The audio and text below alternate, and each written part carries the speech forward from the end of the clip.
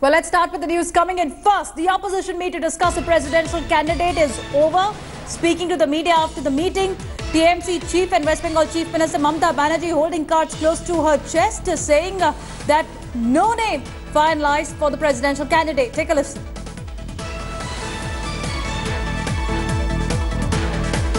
For presidential election, the decision is that let us wait for the consensus candidates. So let us know the names, and if it suits all of us, then everybody will support the consensus candidate.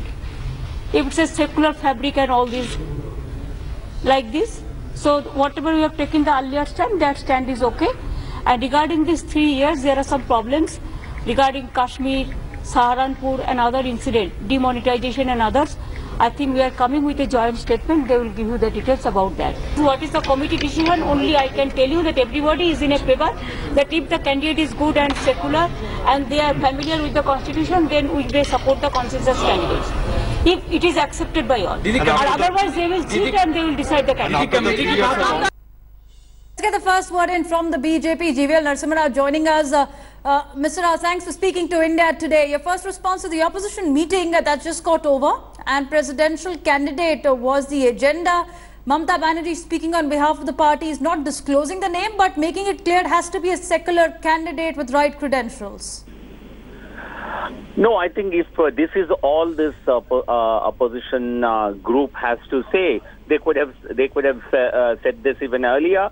But I think good sense has prevailed over the grouping now. The NDA, the BJP and NDA together have a clear majority in the electoral college to elect a president or to elect the candidate that we are going to select. And opposition today says they will wait for the candidate and then they will decide whether to support or field a candidate of their choice. So certainly I think there is nothing objectionable about what the opposition has said. And I think it's now they should wait for a candidate to be selected by the NDA. And so that means that means the scales are tilted in your favor at the moment. BJP enjoys a comfortable number at this moment. AIA, DMK, is the party on board as well with you?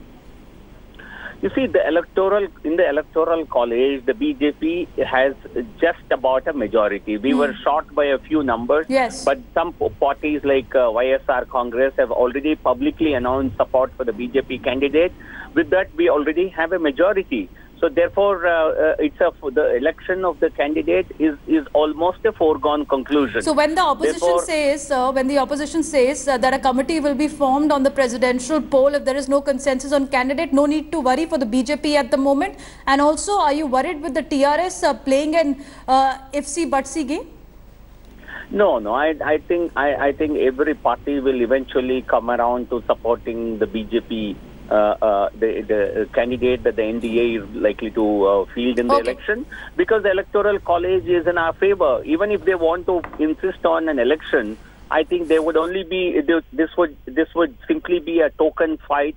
And in real terms, I think our NDA candidate will get elected. But on the larger issue of the opposition rallying together, you have Saharanpur, you have Kashmir. These are two issues that were discussed with this opposition, which is looking at a consolidated front. Is the BJP worried with the opposition coming together and projecting their anti-government front? No, I think it's entirely there in their court. If they want to come together, even on demonetization, all these parties have come together. They oppose the government.